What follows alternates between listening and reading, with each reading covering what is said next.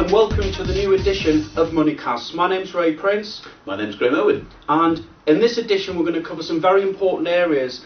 In fact, the last Moneycast we did was last December. Yeah.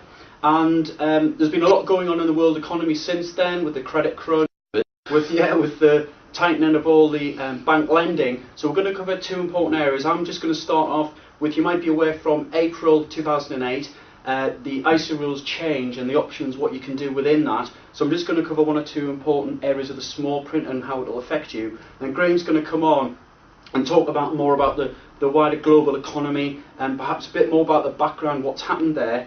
And what we're going to also do is give you information on what you can do, what action you can take with your own situation. It's not all gloom and doom.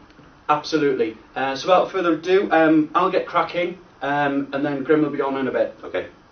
So from the 6th of April 2008, the ISA rules are changing, and I've just got some information on sort of a summary of what they are and how they affect you. And firstly, the annual ISA allowance, that's going to be raised up from 7,000 to 7,200, so the balance has gone up marginally.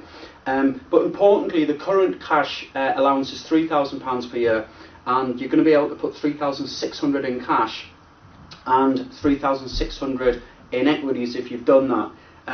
Alternatively, you could put all 7,200 in equities, and that can be either with one provider, or you might have cash with one provider and the equities with another provider. Also, you can, if you've got mini cash ISAs, if you've got Tesla only ISAs, you might remember those, you might have those called paises, or the cash component of maxi ISAs. They'll all automatically be called cash ISAs. And in actual fact, the terms mini and maxi will disappear. It will just be called stocks and shares, or it will be called cash. Also, if you've got a personal equity plan, they're automatically going to become stocks and shares ISAs. Now, I've just picked a couple of the points out here. So if you have got a pet, well, what's going to happen? As mentioned, all these accounts are automatically just going to become stocks and shares ISAs. So you can still invest in, basically you'll be able to, your pet will become a stocks and shares ISA, and then if you want to, you can start investing into that subject to the limit of 7,200. Also, a couple of other points on here is,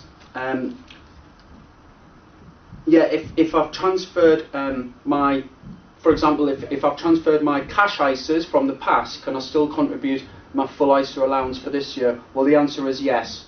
It's what we're talking about here. The 7,200 limit is new money. That's new contributions coming in. And another one here is, can I transfer the money I've got in my stocks and shares ISA into a cash ISA? Well, the answer to that one is no. They're only allowing transfers from cash ISAs to stocks and shares ISAs, so it's not the other way around. And I think to summarise, the important thing here is we see a lot of clients who have a number of ISAs and PEPs in stocks and shares, but they don't have what we call a global asset allocation across their whole portfolio. So I think that's really important. And as you'll see in a moment with Graham, the points he's going to cover, you'll realise the critical elements of that and why you should take a sort of a global approach with your whole portfolio. So without further ado, I'll pass you over to Graham. Well, we're certainly living in interesting times. When you look at oil prices, they're going up. Property values going down. Stock market going down. So what's going on? Well, let's just look at a few of the issues, because it's, as you can imagine, quite a complicated picture. Now, it must be said, the last 15 years have been pretty much amazing. Some people have been calling it the Goldilocks period. So what's that about? Well, cheap money's been available. People have been borrowing that. They've been spending it, and quite often spending it on cheap imports. So this has driven growth all round. Now, if we're coming out of this period, and how, what's going to be going on? Well, you've probably heard part of the problem, subprime mortgages. What does that mean, subprime mortgages? I think it's important to grasp that banks, out to make a profit, have packaged together debt portfolios, mortgages and loans, and they've sold them on to other banks. So in the last 10 years or so, that's been happening quite a lot. Now, within that overall package, there has been some risky debt, shall we say. So it has been a problem waiting to happen. What happens when people start to realise this? Confidence is knocked. So, for example, if that lack of confidence leads to less spending, say in the USA, growth slows, and if the dollar suffers, if the price of the dollar goes down, and we buy oil in dollars, oil prices rise. Some stats here which I put together this morning. Compared to a year ago in the USA, banks have 40% less capital to give to people to borrow. Property prices down 12%. Now the interbank rate, what's that? Well, in the old days, a bank manager would use savers' money to give to you to take out to buy a home. Well, now banks have been lending each other money to do the same thing. And the rate that they borrow at between themselves, the interbank rate, has gone up hugely, 3 or 4 times. As an example, Northern Rock was 75% dependent on that rate. So it doesn't take a genius to work out that there'll be problems there.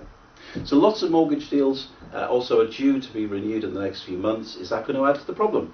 So what should you do? I mean, after all, this is what it's all about. Whatever you do not panic sell. If at all you can avoid it. Don't turn a paper loss into a real loss. People quite often do sell when they're low. You don't want to be doing that. Make sure you have a risk-assessed portfolio, not just a collection of policies. And we find most clients have that. If you've got money in the stock market, has risk been fully explained to you by your advisor? Has it? Because this is the time when it matters. Do you know what asset allocation is? Do you know what rebalancing is? Do you? Because these are the basics of what we would provide a certain level of knowledge to the clients so they can get peace of mind knowing that the right amount of money they have is in the right place. And peace of mind is what we aim to give our clients. Thanks very much for that, Graham. I mean, that's really good advice and some very pertinent points there. And in actual fact, just today on the news, the Bank of England is meeting with several of the major lenders because of what's going on in the global economy. So it's really good advice. Very topical. Yeah. So probably a good time to... Excellent time to review your affairs. Well, when's a better time? Okay, brilliant. So all I would say is don't put your head in the sand and just be proactive with your own portfolio and your own ISAs, PEPs, pensions, buy-to-lets, all of your assets. So just take heed and address the planning needs as and when they arise. Absolutely. So without further ado, we'll probably be back in a couple of months for the next edition of Moneycast. Graham will have his haircut. Hopefully it'll be a bit warmer outside. I'll be a married man. Oh, forgot about that one, which is 3 weeks' time, April the 11th, so Carlton presents and money welcome, because then I'll get lots of brownie points. But we'll see you probably May, June time. So until then, I wish you all the best. See you next time.